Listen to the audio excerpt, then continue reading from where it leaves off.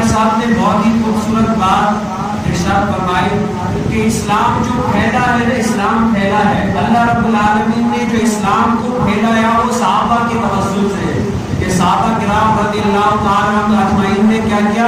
اسلام کو پھیلایا۔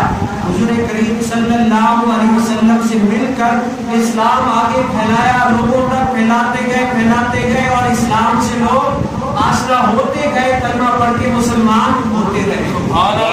لیکن جب اسلام کو قربانی کی ضرورت آئی تو اسلام پھیلایا صحابہ نے، اور جب اسلام کو قربانی کی ضرورت پڑی تو اسلام کے لیے قربانی اہل بیت نے، رسول کریم صلی اللہ علیہ وسلم کے گھرانے نے قربانی کی۔ آج جو اسلام کو پھیلا رہا ہے وہ صحابہ کے طریقے پر ہے، صحابہ کی نظر ان کے اوپر جو ہے صحابہ کے طریقے پر ہے، صحابہ ان سے راضی ہے، صحابہ ان سے خوش ہے کیونکہ ان کے طریقے پر ہے۔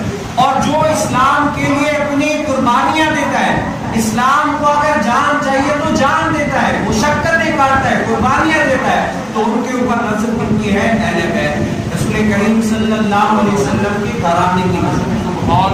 تو یہ دو کام بہت اہم عظیم کام ہے کہ اسلام کو پھیلانا اور اسلام کے لیے قربانیاں دینا۔ صحابہ حضور علیہ السلام کے در والے ہیں، اور صحابہ حضور علیہ السلام کے در والے ہیں، اور اہل بیت حضور علیہ السلام کے گھر والے ہیں۔